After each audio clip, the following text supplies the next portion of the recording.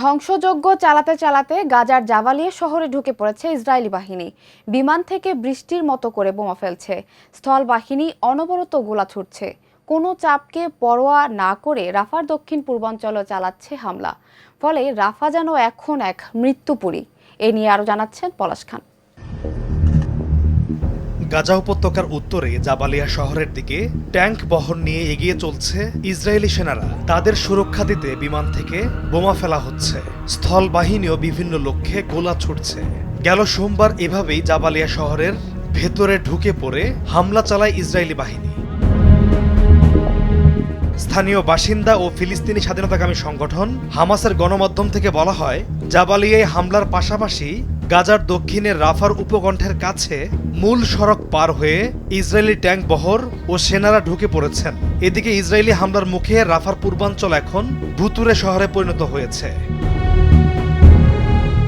গাজায় যে 8টি শরণার্থী শিবির তৈরি করা হয়েছে তার মধ্যে সবচেয়ে বড়টির অবস্থান জাবালিয়ায়। গতকাল ইসরায়েলি ট্যাঙ্কবহর এই শিবিরের কেন্দ্রস্থলের দিকে এগোনোর চেষ্টা করে।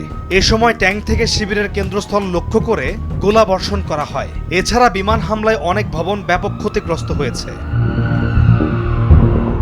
স্থানীয় বাসিন্দা ও চিকিৎসকরা বলেছেন, ইসরায়েলি বাহিনীর বোমা হামলায় অনেক মানুষ নিহত হয়েছেন। এছাড়া রোববার দিবাগত রাতের হামলায় শরণার্থী শিবিরে ব্যাপক হতাহতের ঘটনা ঘটেছে। চিকিৎসকরা বলেন, যেসব এলাকায় বোমা হামলার ঘটনা ঘটেছে সেখানে উদ্ধার কাজ বা চিকিৎসার জন্য কর্মী পাঠানো সম্ভব হয়নি। সেখানে ব্যাপক হামলা অব্যাহত রেখেছে ইসরায়েল। এদিকে মিশর সীমান্তের কাছে রাফার পূর্বাঞ্চলে ব্যাপক বোমা হামলা ও গোলা বর্ষণ শুরু করেছে ইসরায়েলি বাহিনী।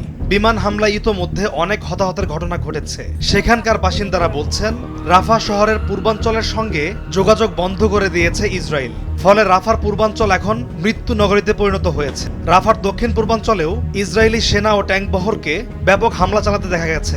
এর আগে গত সপ্তাহে ইসরায়েল রাফার বাসিন্দাদের শহরটি খালি করতে নির্দেশ দিয়েছিল। 14 লাখ আশ্রয়হীন মানুষ এই শহরে ঠাঁই নিয়েছিলেন। ইসরায়েলের হিসেবে এখান থেকে 3.5 লাখ ফিলিস্তিনি উপকূলের দিকে মানবিক আশ্রয় কেন্দ্রের দিকে সরে গেছেন। ইসরায়েলে নিযুক্ত মার্কিন রাষ্ট্রদূত জ্যাক লিউ গেল রোববার বলেছেন, রাফায় ইসরায়েল যেভাবে অভিযান চালাচ্ছে তা যুক্তরাষ্ট্রের কাছে এখনো গ্রহণযোগ্য। এর আগে গত সপ্তাহে মার্কিন প্রেসিডেন্ট জো বাইডেন বলেছেন, রাফায় হামলা চালালে ইসরায়েলকে বোমা সরবরাহ করবে না যুক্তরাষ্ট্র। נשקם מן היסוד את אזור עוטף עזה.